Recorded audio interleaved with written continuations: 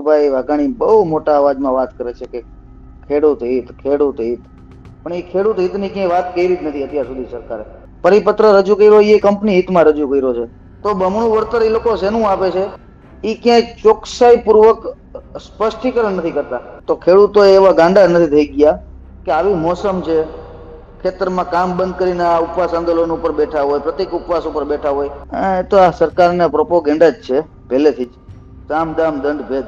કોઈ માણસ એના સામે અવાજ ઉઠાવે એટલે એને કેવી રીતે પાડી દેવો એ જે પેલું એનું લક્ષ્ય હોય છે. કે 15 જૂનની જે રેલી હતી એમાં પાલ આંબલિયાએ ખેડૂતોને છેતર્યા. બાકી ગુજરાતના ખેડૂતો એટલે જગતનો તાત કેવા એના ઉપર ક્યારે આ રીતે લાઠીચાર્જ ભૂતકાળમાં નથી થયેલો.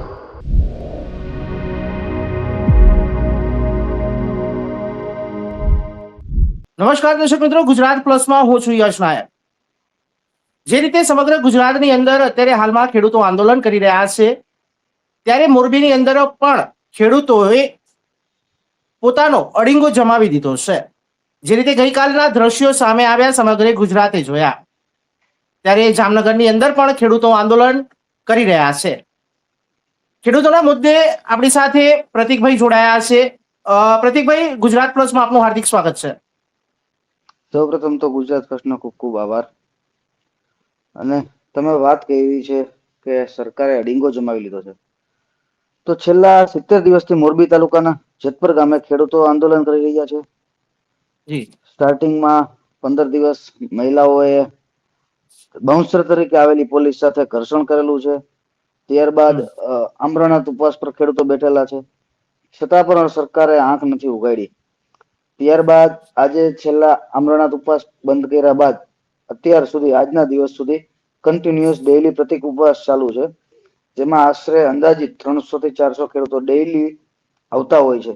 12 ગામથી, અલગ અલગ વિસ્તારોમાંથી, જુનાગઢ થી છે, ભાવનગર થી છે, આવતા હોય છે.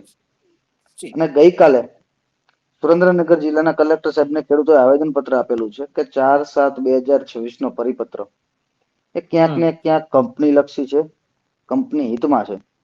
આપને ખ્યાલ હશે કે જીતુભાઈ વાઘાણી બહુ મોટા અવાજમાં વાત કરે છે કે ખેડૂત હિત, ખેડૂત હિત, પણ એ ખેડૂત હિતની ક્યાંય વાત કરી જ નથી અત્યાર સુધી સરકારે. પરિપત્ર રજૂ કર્યો એ કંપની હિતમાં રજૂ કર્યો છે. જો ખરેખર એને ખેડૂતોનું હિત દેખાતું હોય તો ખેડૂતોના હિતમાં પરિપત્ર રજૂ થવો જોઈએ. વાત કરે છે બમણા વળતરની, તો બમણું વળતર એ લોકો શેનું આપે છે એ ક્યાંય ચોકસાઈ પૂર્વક સ્પષ્ટીકરણ નથી કરતા. કે માત્ર ટાવર ક્ષેત્રફળનું બમણું વળતર આપે છે. ટાવર ક્ષેત્રફળ, મારા ગામની વાત કરું જેતપરની, તો 492 સ્ક્વેર મીટર નો ટાવર ક્ષેત્રફળ આવે છે, એના બમણાની વાત કરે છે. ત્યારબાદ જે રાઈટ ઓફ વે કોરિડોર, એ તો 15,000 સ્ક્વેર ફૂટ, 10,000 સ્ક્વેર ફૂટ હોય છે. એમાં કેમ બમણું વાત નથી કરતા? એમાં અમારી માગણી ચાર ગણા વળતરની છે. એમાં માત્ર 30%. સરકાર તો એમ કહી રહી છે કે જે આજનો ભાવ છે એનાથી બમણો ભાવ આલવાની વાત કરી જ છે એમણે, અને એમાં હા, કોઈ જ બાંધછોડ કરવામાં એક આખી કમિટી રચાઈ છે એની. હા, એ જ વાત કરું છું તમને કે રાઈટ ઓફ વે કોરિડોરમાં માત્ર બજાર કિંમતના ત્રીજો ભાગ નહીં, એનાથી નહીં ઓછું 30% આપે છે. ત્રીજો ભાગે 33% થાય બજાર કિંમતની, એમાં અહીં 30% જ આપે છે. જે બમણું વળતરનું માર્કેટમાં પબ્લિકને સારો સંદેશ પહોંચે એના માટે જે તે સમયે જીતુભાઈએ બમણા શબ્દ ઉપયોગ કર્યો, એ માત્ર ને માત્ર ટાવર ક્ષેત્રફળ માટે વાત કરી છે.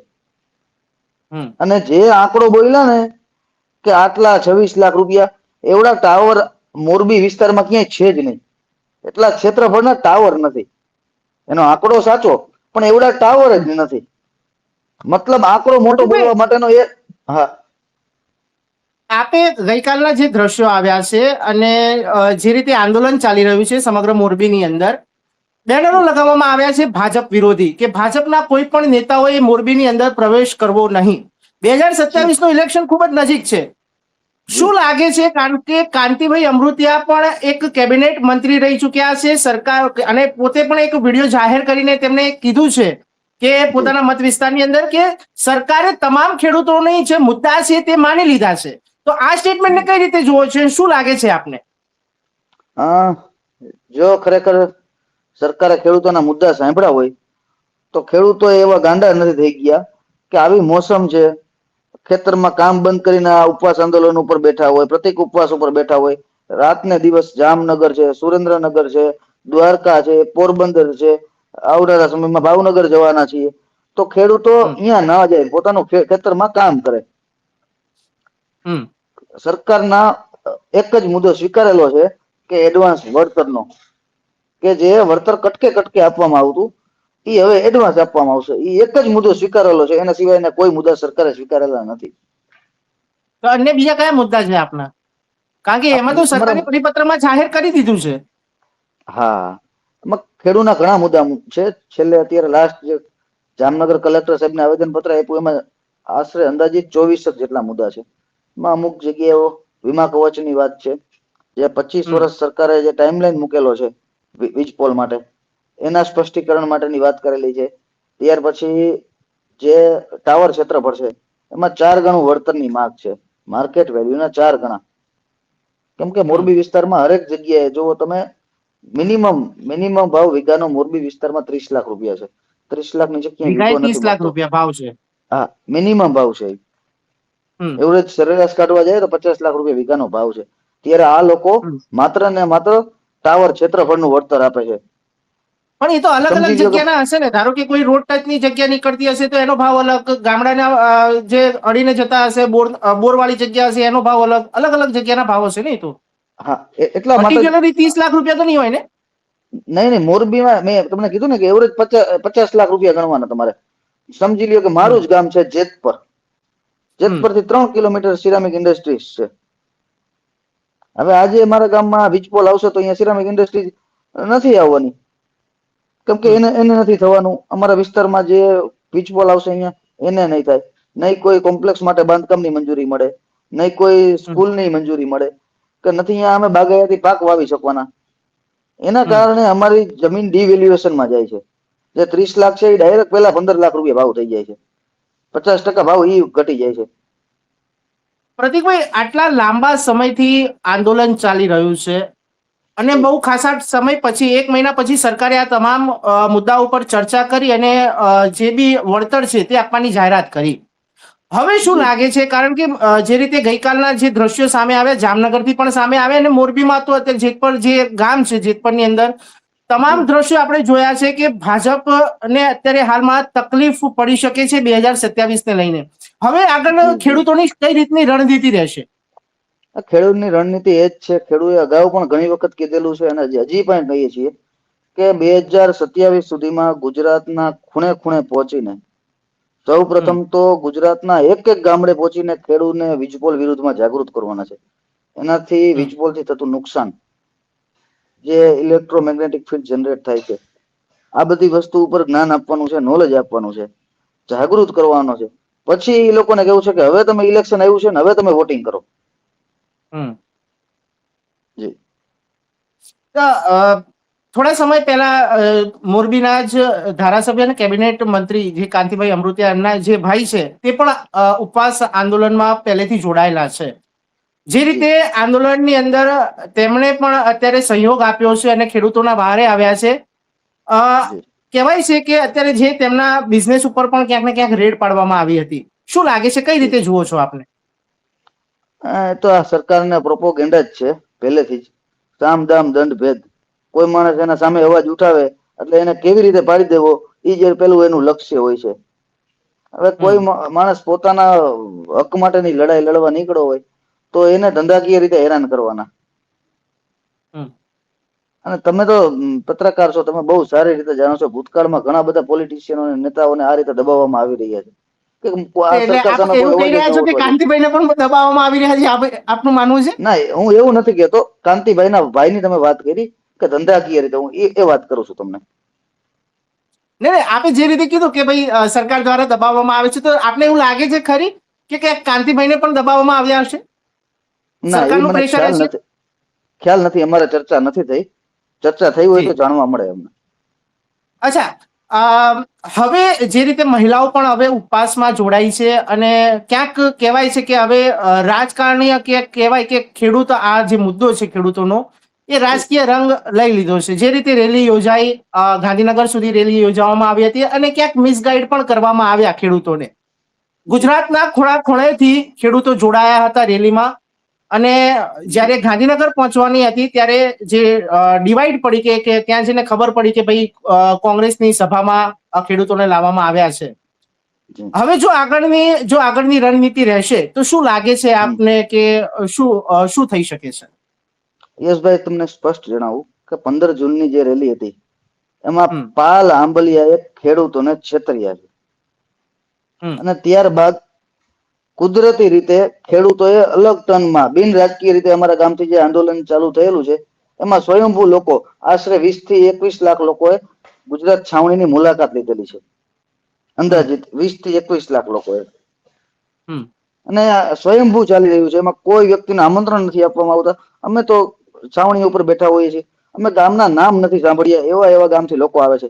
સિંગલ પર્સન, સિંગલ વ્યક્તિ, એકલો વ્યક્તિ બાઇક લઈને દ્વારકાથી મારા ગામ જેતપુર આવેલો, કે જેનું ડિસ્ટન્સ અંદાજિત 400 કિલોમીટર છે. આ એક ખરેખર વેદના છે, ખેડૂતના હકની વાત છે. પણ આ આંધળીને બેરી સરકાર નહીં સમજી શકે. એને 2027માં ખેડૂતો જડબા તોડ જવાબ આપશે ને ત્યારે જ એની આંખ ઉઘડવાની છે. પણ આપણે જે રીતે કહી રહ્યા છો કે 2027 ની અંદર જડબાતોડ ખેડૂતો જવાબ આપશે, એવું ના થઈ જાય કે આ સમગ્ર મુદ્દો આખો ભૂલી જવાય અને ફરીથી જ કહેવાય કે આ સત્તા આવે? જી, કારણ કે ઘણા આંદોલનો ગુજરાતે જોયા છે, ઘણા આંદોલનો જોયા છે, ચાહે પટેલ આંદોલન હોય, વિદ્યાર્થીઓનો અત્યારે જે મુદ્દો ચાલતો હોય, ખેડૂતોનો મુદ્દો ચાલતો હોય, જ્યારે આંદોલનો થયા છે ત્યારે, કારણ કે ભાજપની 30 વર્ષથી સરકાર છે રાજ્યની અંદર, અને કહેવાય છે કે એક ચાણક્ય જ્યાં આપણા કેન્દ્રીય ગૃહમંત્રી છે અમિતભાઈ શાહ, તે પણ આ સમગ્ર મુદ્દે જોતા હોય છે ને એ પ્રધાનમંત્રી પણ આ સમગ્ર મુદ્દો ધ્યાને છે. આપને લાગે છે? કારણ કે જે રીતે ગુજરાતની અંદર નાનામાં નાની વાત પીએમ અને કેન્દ્રીય ગૃહમંત્રી અમિતભાઈ શાહને ખબર હોય તો આ તો ખૂબ જ મોટા પ્રમાણનો મુદ્દો થઈ ગયો છે, સમગ્ર વિશ્વને ખબર છે. જી જી, કે ગુજરાતની અંદર આ થઈ રહ્યું છે. અમિતભાઈ અને નરેન્દ્રભાઈ આ મુદ્દે જાણતા જ હોય, 100% જાણતા હોય. કેમ કે અહીંયા અમિતભાઈ શાહનો ઓર્ડર હોય ત્યારે જ અમારા ગામની મહિલા ઉપર લાઠીચાર્જ કરવામાં આવ્યો હોય. બાકી ગુજરાતના ખેડૂત એટલે જગતનો તાત કેવા, એના ઉપર ક્યારે આ રીતે લાઠીચાર્જ ભૂતકાળમાં નથી થયેલો. તો આપ હવે મહિલાઓ સાથે પણ ચર્ચા કરી કે આગળ મહિલાઓની કઈ રીતેની રણનીતિ રહેશે? મહિલાઓ કઈ રીતે યોગદાન આપશે? મહિલાઓ ખેડૂતોની સાથે જ છે. ભૂતકાળમાં તમે જે વિડીયો જોયા એમાં જે યોગદાન આપેલું છે એવું જ યોગદાન ભવિષ્યમાં પણ આપવાના જ છે. તો આની ઇફેક્ટ 2027માં પડશે ખરી? જરૂર પડશે. સરકાર જો યોગ્ય નિકાલ ખેડૂત માટેનો નહીં કરે, જો ખેડૂતો જે મુજબ માગણી મૂકેલી છે એ મુજબ વળતર નહીં આપવામાં આવે તો 100% ઇફેક્ટ પડશે. હજી પણ આટલો લાંબો સમય વીતી ગયા પછી પણ પ્રતિકભાઈ, કહેવાય છે કે સરકારે અમુક જ માંગ સ્વીકારી છે. ઘણા લોકોનું એવું પણ કેવું છે કે ખેડૂતોની માંગો વધતી જાય છે, તેથી તેના કારણે નિરાકરણ નથી આવી રહ્યું ને આંદોલનને વેગ આપવામાં આવી રહ્યો છે. શું લાગે છે આપને? એનું સ્પષ્ટીકરણ કરીએ આપણે કે અમે સરકારશ્રીના લેખિતમાં આપેલું છે કે MRC કમિટી રચીને ખેડૂતોને માર્કેટ રેટ પ્રમાણે ભાવ આપવો જોઈએ. પણ એ સરકારે MRC કમિટીમાં અમુક જગ્યાએ ઘણા બધા છીંડાઓ રાખેલા છે. સપોઝ આપણે સમજી લઈએ કે એમાં સ્પષ્ટીકરણ એવો શબ્દનો કરેલો છે કે નીચો ભાવ માન્ય રહેશે. એમાં 3 વેલ્યુઅર હોય, એક સરકારનો, એક ખેડૂતનો અને ખાનગી કંપનીનો. એમાંથી જે નીચો વેલ્યુઅર આવશે એ નીચો જ વેલ્યુઅરને ખેડૂતને વળતર મળશે. આવા અનેક જાતના છીંડાઓ રાખેલા છે. એના કારણે બીજા 23 કે 24 મુજબ મુદ્દા ઉદ્ભવ્યા છે. કેમ કે સરકાર તો આડકતરી રીતે આ માગણીને એક્સેપ્ટ કરવા જ નથી માંગતી, પણ એ લોકોએ જે પરિપત્ર બહાર પાડ્યો છે એમાં ઘણી બધી જગ્યાએ એવા અંશે છીંડાઓ રાખેલા છે. એના કારણે આવા 24 મુદ્દાનું અમારે સ્પષ્ટીકરણ કરવું પડ્યું છે. પ્રતિકભાઈ, જે રીતે પહેલા જયારે કહેવાતું હતું કે ભાઈ ખેડૂતોનો જયારે આંદોલન નવું ચાલુ થયું, આજથી 2 મહિના પહેલા, 2 મહિના જેવો સમય વીતી ગયો છે, ત્યારે સ્ટાર્ટિંગમાં એટલો બધો વ્યાપ નહોતો મળ્યો. કેમ કે હવે તો સોશિયલ મીડિયા છે એટલે વાર નથી લાગતી કોઈ બી મેસેજ પહોંચવામાં. ધીરે ધીરે આંદોલને વેગ પકડ્યો. પોતાનો કહેવાય કે એક ખેડૂતોનો જે અધિકાર છે તેને મેળવવા માટે રજૂઆત કરી. રાજકારણમાં સમગ્ર મુદ્દો બદલાયો. પછી જ્યારે રાજનેતાઓ આવવા માંડ્યા જે જગ્યા ઉપર, ખેડૂતોના વહારે આવવા માંડ્યા, ખેડૂતોની વાત સામે મૂકવા માંડ્યા, ત્યારે રાજનેતાઓનું કહેવું એમ છે કે કોઈ કલાકાર નથી આવ્યો, કોઈ સ્ટાર નથી આવ્યો. જ્યારે કલાકારો આવ્યા, હું નામ દઈને જ કીધું કે ભાઈ હકાબા આપ પણ ત્યાં મોરબીના જેતપરમાં એ વખતે ત્યાં હાજર જ હતા. હકાબા આવ્યા, ખેડૂતોના સમર્થનમાં આવ્યા. આ સમગ્ર મુદ્દાને કઈ રીતે જુઓ છો? શું લાગે છે આપને? જી, હકાબા જે તે સમયે આવેલા તે જે ખેડૂતના સપોર્ટમાં આવેલા, અને ત્યાર પછીનું જે રાજકારણ આવ્યું છે એક્ઝેક્ટલી હું એ જ એમને કહી રહ્યો ખ્યાલ છું, જ્યારે ખેડૂતના સમર્થનમાં આવ્યા છે હકાબા, તો ત્યારે તેમનો વિરોધ કેમ કરવામાં આવ્યો? નહીં, સૌ પ્રથમ જે પહેલી વખત હકાબા આવેલા ડાયરો કરવા માટે, જી. ત્યારે ખેડૂતોએ પ્રચંડ જન સમર્થન આપેલું છે. ત્યારે તો ખેડૂતો એને મસીહા ગણાવ્યા છે. ત્યાર પછી બીજે દિવસથી કંઈક યુટર્ન આવેલો છે, અને કોઈકની સાથે આ ઓડિયો વાયરલ ને એવું બધું ઘણું માર્કેટમાં આવ્યું હતું. બધા વિઘ્ન સંતોષીઓ પોતા માટે કરતા હોય, પણ આ ગરીબ ખેડૂત છે એ રાજકારણથી પર હોય. અને અમારી કમિટી પવિત્ર કમિટી છે. સિંગલ વ્યક્તિ કોઈ રાજકારણ સાથે જોડાયેલો નથી. જો કોઈ વ્યક્તિ એમ કહી જાય કે જેતપર ગુજરાત છાવણીનો વ્યક્તિ રાજકારણ સાથે જોડાયેલો છે, તો અમે તાત્કાલિકના ધોરણે એનો વિદાય સમારંભ કરશું. પવિત્ર છાવણી છે એને. ક્યાંક લાગે છે કે આંદોલન તોડાવવાની ક્યાંક કોશિશ થઈ રહી હોય? આ આંદોલન તોડવાની ક્યાંક નહીં ઘણી બધી કોશિશો થાય છે. રાજકીય દબાણ છે, ધંધાકીય રીતે પ્રેશર છે, અને આવા ઓડિયો વાયરલ કરીને છબકલાઓ કરીને ઘણા બધી રીતે થઈ શકે છે. ક્યાંક ને ક્યાંક મીડિયા ચેનલો હસ્તક પણ થાય છે. મીડિયા ચેનલ આટલું પૂરજોશમાં આંદોલન ચાલી રહ્યું છે એનું કવરેજ નથી કરતું. અમે ગઈકાલે જામનગરમાં આવેદનપત્ર આપવા આવ્યા, ઘણા મીડિયા મિત્રોને ફોન કરેલા. અમુક મીડિયા મિત્રો સપોર્ટ કરે જ છે, સાથ સહકાર આપે જ છે. એના સિવાયના ઘણા મીડિયા મિત્રોને અમે કોલ કરેલા, કોઈ કવરેજ કરવા તૈયાર નથી. હવે તમે આજે કવરેજ નહીં કરો તો ક્યારે કરશો? આ ખેડૂત પોતાની વેદના લઈ નીકળો છે, પોતાના હક માટે લડત લડવા નીકળો છે, એમાંય તમારે રાજકારણ રમવાનું, સરકારના માણસો તરીકે કામ કરવાનું. આટલું જન સમર્થન હોય. આના પહેલા મોરબીમાં આવેદન પત્ર આપેલું, ત્યારે અંદાજિત 10 થી 15,000 ની વચ્ચે આંકડો ખેડૂતોનો હતો. હવે મીડિયા, અમુક મીડિયા ચેનલો એને 2,000 1,500 લોકો ગણાવે, અને કલેક્ટર સાહેબ અમુક માણસો ગણાવે. કલેક્ટર સાહેબે એવું કીધું પ્રેસ કોન્ફરન્સમાં કે અમુક ખેડૂતો મને આવેદન પત્ર દેવા માટે આવ્યા હતા. સાહેબ ને કે ચશ્મા મારા નવરા હેલ સાહેબ, મોરબી કલેક્ટર સાહેબ ને કહેવા માંગુ છું, મોરબી કલેક્ટર સાહેબ ને કહેવા માંગુ, આ ચશ્માની જરૂર હોય તો લઈ જાઓ, ન દેખાતું હોય તો. આપે જે રીતે આક્ષેપ કરી રહ્યા છો કે કલેક્ટર દ્વારા એવું કહેવામાં આવ્યું કે ભાઈ અમુક ખેડૂતો આવ્યા હતા, આપની જે મોરબીની ખેડૂતોની જે સમિતિ છે તેમને તપાસ કરવાની કોશિશ કરી કે કોણ કોણ હતું, તે ખેડૂતો કોણ કોણ આવ્યા હતા? અરે 15,000 ખેડૂતો કલેક્ટર સાહેબને આવેદન પત્ર આપવા માટે ગયેલા, એમાં હું પણ હતો. અને સાહેબે આવેદન પત્ર શું આશ્વાસન આપવામાં આવ્યું? કલેક્ટર દ્વારા શું આશ્વાસન આપવામાં આવ્યું? યશભાઈ, આવેદન પત્ર આપ્યા પછી 45મી સેકન્ડે કલેક્ટર સાહેબે પ્રેસ કોન્ફરન્સ કરી, અને એનો અભ્યાસ કરીને 45 સેકન્ડમાં વળતો જવાબ આપી દીધો. ખૂબ હોશિયાર સાહેબ છે. એને 25 પેજનું આવેદન પત્ર 45 સેકન્ડમાં એનું લેસન કરી લીધું, અને તરત જ એને પ્રેસ કોન્ફરન્સ કરીને જવાબ આપી દીધો કે અમુક ખેડૂતો આવેદન પત્ર દેવા માટે આવેલા. સાહેબને કહેવા માંગુ છું, 15 થી 20,000 ની વચ્ચે ખેડૂતનો આંકડો હતો. પર્ટિક્યુલર ન કહી શકાય, કેમ કે અમે એવો કોઈ ડેટા રાખેલો નથી, પણ વિડીયોના માધ્યમથી ઘણું બધું જોઈ શકે છે માણસો. પ્રતિકભાઈ, જે રીતે જામનગરની અંદર પણ હવે ખેડૂતો આંદોલન કરી રહ્યા છે, કઈ રીતે જુઓ છો? ક્યાંક જેતપરની છાપ હવે ધીરે ધીરે સમગ્ર ગુજરાતના ગામડાઓ સુધી અસર કરવા લાગી છે ખરી? ના, અસર કરતી નથી. અમે અસર કરાવીએ છીએ. અમે ગુજરાતના ગામડે ગામડે પહોંચવાના છીએ. ગુજરાતના 18,000 ગામ સુધી પહોંચવાનું છે, અને અમારો ટાર્ગેટ એક જ છે, ખેડૂતને જાગૃત કરવા છે. ખેડૂત માટે આજે મોસમ છે. આવો સમય ખેડૂત માટે છેલ્લા 50 વર્ષમાં નથી આવ્યો. અમારે ખેડૂતને એક મંચ ઉપર બેસાડવા છે. ખેડૂતને ઘણી જગ્યાએ અન્યાય થાય છે. ખેડૂતોને નકલી બિયારણ દાબી દેવામાં આવે છે, તો એ કંપની વિરુદ્ધ સરકાર ક્યાંય પગલા નથી ભરતી.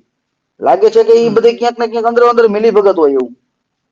ડુપ્લિકેટ બિયારણના પ્રશ્નો છે, MSP ના પ્રશ્નો છે, સિંચાઈના પ્રશ્નો છે, આ વીજપોલના પ્રશ્ન બાકી રહી જાય તો ચોકી બેહેરો. ઘણા બધા પ્રશ્નો છે ખેડૂતોના. જી, અત્યારે હાલમાં ખેડૂતો માટે સિંચાઈની સિઝન ચાલી રહી છે. એક બાજુ જી. ભયંકર ગુજરાતની અંદર અમુક જિલ્લાઓની અંદર ભારે વરસાદની આગાહી કરી છે. ખેડૂતો જી. માટે પાક પકવવાનો સમય છે. અત્યારે હાલમાં ખેડૂતો આંદોલન કરી રહ્યા છે એક બાજુ, અને એક બાજુ વરસાદ પડી રહ્યો છે. ખેડૂતો માટે આ અમૃત સમાન છે. કઈ રીતે જુઓ છો? હજી સુધી કોઈ જ નિરાકરણ આવ્યું નથી. એક બાજુ ખેડૂતો ધરણા બાજુ, અને એક બાજુ વરસાદ પોતાનો મેઘરાજા ધબધબાટી બોલાવી રહ્યા છે. મેઘરાજા 100% ધબધબાટી બોલાવી રહ્યા છે. અત્યારે વરસાદ ચાલુ જ છે, છેલ્લા 24 કલાકથી કન્ટિન્યુઅસ ચાલુ છે. હવે એ કુદરતી છે, એમાં આપણે આડા હાથ નથી દઈ શકતા, પણ અત્યારે હવે ખેડૂતો માટે નુકસાનકારક વરસાદ છે. જે કન્ટિન્યુઅસ વરસી રહ્યો છે એ ક્યાંક ને ક્યાંક ખેડૂત માટે નુકસાનકારક છે, કેમ કે અતિવૃષ્ટિ જેવો માહોલ અત્યારે છે છેલ્લા 24 કલાકથી. અને મોરબી જિલ્લાના ખેડૂતોએ આ વખતે માત્ર ને માત્ર એરંડા વાવવાનું નક્કી કરેલું છે, કે જેનામાં એ વાવવાથી ખેડૂતો નવરા રહે, ફ્રી રહે. એને ખેડૂતમાં ટાઈમ નથી આપવાનો, જેથી કરીને પોતે આંદોલનમાં સમય આપી શકે. પ્રદીપભાઈ, એક અંતિમ પ્રશ્ન. જી. હવે જો ખેડૂતોની માંગ સ્વીકારવામાં નહીં આવે, આપે જે રીતે કીધું કે હજી પણ ઘણા મુદ્દા ઉપર ચર્ચા કરવાની બાકી છે, જો ખેડૂતોને હજી પણ માંગ સ્વીકારવામાં નહીં આવે તો ખેડૂતો શું રસ્તો અપનાવશે? કારણ કે ખેડૂતો એક બાજુ કહી રહ્યા છે કે અમે લોકો ગાંધીનગર જવા તૈયાર નથી. સરકારના અધિકારીઓ વાટાઘાટો કરવા માટે આવે છે, કલેક્ટર થી લઈને મામલતદાર થી લઈને તમામ અધિકારીઓ આવે છે, પણ તેનું કોઈ નિરાકરણ આવતું નથી. તો રસ્તો શું?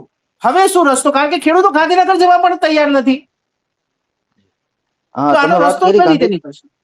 તમે વાત કરી ગાંધીનગર જવા માટે તૈયાર નથી, સરકાર સાથે ટેબલ ટોક કરવા માટે તૈયાર નથી. એ વાત છે 4/7/2026 પરિપત્ર આપ્યો એના પહેલાની. ત્યાર પછી અમે કલેક્ટર સાહેબને આવેદન પત્ર આપેલું છે. ત્યાર પછી સિંગલ વખત કલેક્ટર સાહેબનું ઇન્વિટેશન નથી આપ્યું કે તમે ચર્ચા કરો, આના સિવાય તમારે શું મુદ્દા છે. સિંગલ વાર ચર્ચા થયેલી નથી. આ બધી વાત ત્યાર પહેલાની છે. તો હવે શું? હું એ જ પૂછું છું કે હવે શું, કે ટેબલ ટોક થશે સરકાર જોડે? આ 100% આમંત્રણ મળશે તો 100% કરશું. અને અમારી તો એવી ઈચ્છા છે કે મીડિયાને સાથે રાખી નાખી ગુજરાત સાંભળીને એ રીતે ટેબલ ટોક કરવી છે. હું એ જ પ્રશ્ન, છેલ્લો પ્રશ્ન પૂછવા માંગુ જે મેં પહેલા પૂછ્યો. શું આ બધું વસ્તુઓ ખેડૂતો ઉપર જે પોલીસ દ્વારા માર મારવામાં આવ્યો, મહિલાઓને પણ માર મારવામાં આવ્યો, આ બધા મુદ્દા ભૂલી જવાશે ખરી? જો ટેબલ ટોક થશે અને સમાધાન થશે તો, કે જે ખેડૂતો ઉપર કેસ થયા છે એ તમામ વસ્તુઓ ભૂલી જવાશે ખરી? ના ના, કોઈ વસ્તુ ભૂલવા નથી થતી. અમારા રસોડા સુધી પહોંચી ગયા, હવે થોડું ભૂલવાનું હોય. જી જી, ચોક્કસ. આપ અમારી સાથે જોડાયા તે બદલ ખૂબ ખૂબ આભાર.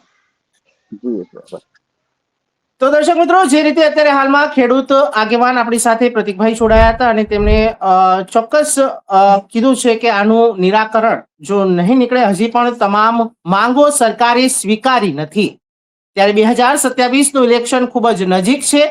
ત્યારે જો માંગ સ્વીકારવામાં નહીં આવે તો આની અસર સરકાર, આનો જે જવાબ છે તે સરકારને ચૂકવવો પડશે.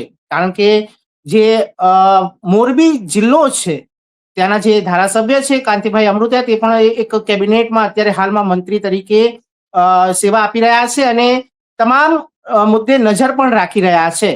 તો શું હવે 2027 અંદર મોરબીની સીટ ભાજપ માટે જોખમકારક રહેશે કે નહીં, તે જોવું રહ્યું. યશ નાયક, અમદાવાદ.